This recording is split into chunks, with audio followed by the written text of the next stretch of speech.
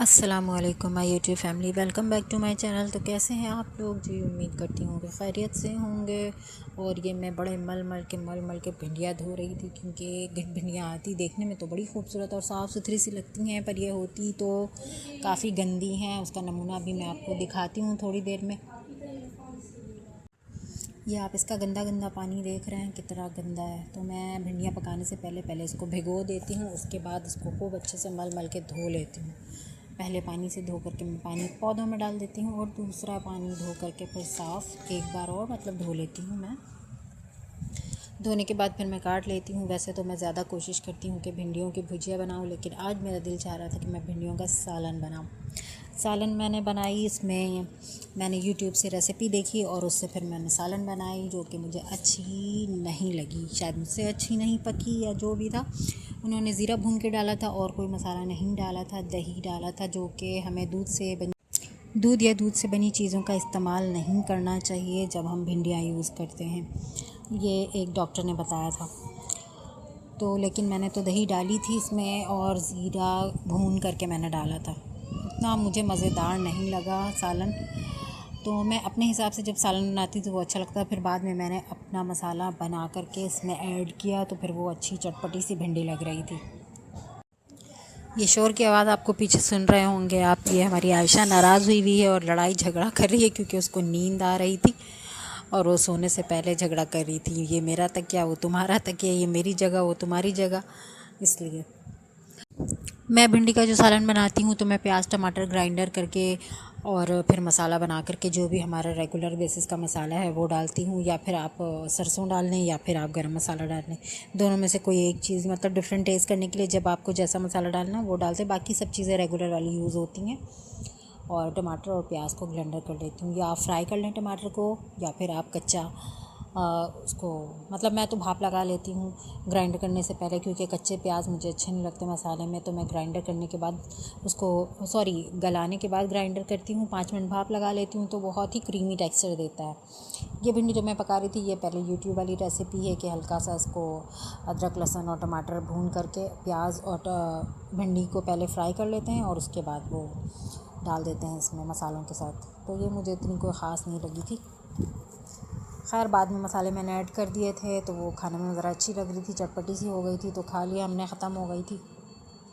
तो आज एक चीज़ मैं आपसे डिस्कस करूंगी जो मेरे नॉलेज में आई है आज। पहले से भी पता था, लेकिन इतनी डिटेल में मालूमात नहीं थी, तो आज मुझे डिटेल में पता चला है, तो मैं आपसे डिस्कस करूंगी ताकि आप भी इससे फ़ायदा उठा सकें। एक पौधा है जिसका नाम है जन्नत का पौधा, यानी कि रेहान का पौधा, या न्याज़ बूजो कह लें। इस पौधे की बहुत खुसूसियात हैं। ये एक ऐसा पौधा है जो खुशबूदार है और हर्बल इस्तेमाल में भी बहुत मुफीद है। हर्बल का तो मुझे पहले से पता था कि हर्बल इसके क्या क्या खुसूसियात वगैरह हैं, लेकिन ऐसे इसके रूहानी तौर पे ये फ़ायदेमंद है, इस चीज़ का भी थोड़ा बहुत इल्म था, लेकिन डिटेल में नहीं था। तो आज डिटेल में मुझे पता चला है कि ये बरकत का ज़रिया भी है। और रेहान का पौधा अगर हो सके तो घर ले आएँ इस पौधे को, क्योंकि इसके फ़ायदे बहुत हैं। रेहान के पौधे की खुशबू जब घर में फैलती है ना, तो नेगेटिव एनर्जी साफ़ हो जाती है, घर के अंदर बरकत आने का रास्ता कुशादा हो जाता है, पाक मुअत्तर और पाकीज़ा हो जाता है। रेहान का पौधा अगर ख़रीदें तो कोशिश करें कि जुमा मुबारक का दिन हो। एतबार के हिसाब से जुमे का दिन मुबारक होता है, या जुमेरात भी अच्छा दिन रहेगा। दिन तो सभी अच्छे होते हैं, लेकिन हर दिन की अपनी खुसूसियात होती है। अच्छा, इसको हम इंडोर भी रख सकते हैं। हर पौधे को धूप दिखाना पड़ता है। अगर इंडोर रखें तो 1 घंटा धूप दिखा लें। अगर आपको फौरी घर में चेंजिंग यानी इसके असरात को अगर तेज़ करना है, तो इसमें सूरह फलक और नास का पानी पढ़ के डालें, यानी हफ्ते में 2 बार पानी डालें। और पहली दफ़ा सूरह फलक और सूरह नास 3-3 बार पढ़ें, और दूसरी बार में सूरह फातिहा और आयतल कुर्सी 7-7 दफ़ा पढ़ें और उसका पानी डालें। इतने ही पानी पे दम करें जितना पानी में डालें वो तो नीचे गमले से निकल के बह ना जाए। इसका ज़िक्र कुरान में सूरह रहमान आयत नंबर 12 में इसका ज़िक्र है, और सूरह वाक़िया 89 में लिखा है रेहान जन्नत का पौधा है। और इसका ज़िक्र अच्छा, अगर बाहर दरवाज़े के पास आप रखते हैं तो बहुत ही अच्छा है, लेकिन अगर अंदर आप इंडोर रखते हैं तो ऐसी जगह रखें जहाँ से ताज़ा हवा का गुज़र हो, यानी ताज़ा हवा अंदर आती हो। अच्छा, मैं थोड़ी सी अपनी बात को रोकूंगी। तो मैं आपको ये बता रही थी कि ये काम जो मैं कर रही हूँ, ये कपड़े सिलते हैं हमारी गली में।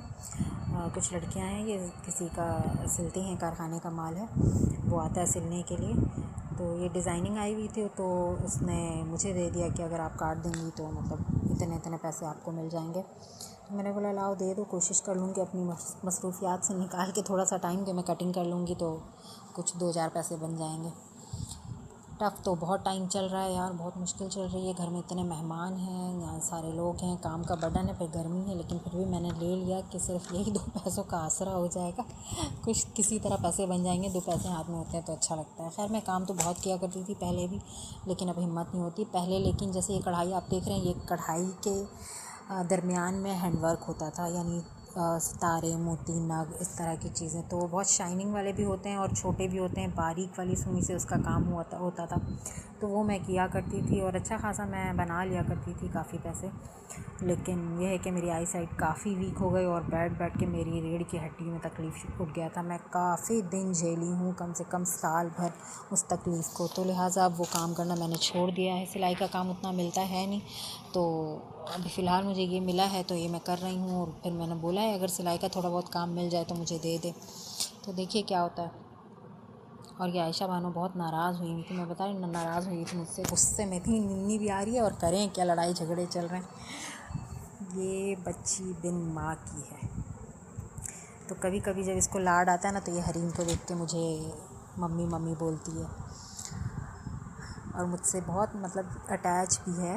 वैसे तो पप्पो पप्पो बोलती है, सारा दिन पीछे लगी रहती है, लेकिन कभी कभी ये देखती है ना हरीम को लाड करते हुए मुझसे, तो ये भी वैसा ही करती है मेरे साथ। ये फूल के बैठी हुई थी मैडम, बड़ी मुश्किल से मैंने इसको मनाया। अच्छा, तो मैं अपने टॉपिक पे वापस आती हूँ। ये है कि मैंने बोला कि ताज़ा हवा की जगह पे रखें, कोशिश करें कि ताज़ा हवा की जगह पे रखें कि उससे खुशबू इसकी आपके घर में फैले, जिससे आपको कुदरती तौर पे फ़र्क महसूस होगा। यानी कि जो भी घर में हमारे मुश्किल परेशानियाँ, या जो भी देखें, अल्लाह के कलाम से तो चीज़ें टल जाती हैं, बलाएं। तो ये भी एक तरह से इस पे अल्लाह का कलाम पढ़ेंगे हम, और ये एक तरह से अच्छी चीज़ है, तो हो सकता है कि फ़र्क पड़े, करने में कोई बुराई ही नहीं है। और हम आयतल कुर्सी पढ़ते हैं, उसका पानी छिड़कते हैं घर में, या फिर तरावी होती है उसका पानी वगैरह छिड़कते हैं बरकत के लिए घर में, और इसी तरह की नेगेटिव एनर्जी को ख़त्म करने के लिए, तो इसके भी करने में कोई बुराई नहीं है।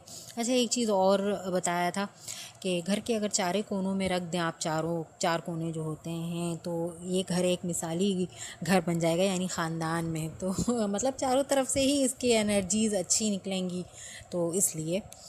लेकिन हमें चाहिए कि 5 वक्त नमाज़ ख़ुद भी पढ़ें और बच्चों को भी सिखाएं पढ़ना, ताकि वो पढ़ सकें, उनकी आदत बने। बचपन से ही हमें बच्चों को इस चीज़ की सीख देनी चाहिए कि सबसे पहले नमाज है, फिर कोई और दूसरी चीज़ है। और जिस तरह हम बैर के पत्ते उबाल कर नहाते हैं तो उससे बीमारियों का और नेगेटिव एनर्जी का ख़ात्मा होता है हमारी बॉडी से, उसी तरह रेहान के पत्ते भी पानी में उबाल कर नहाने से बीमारियों से शिफा मिलती है।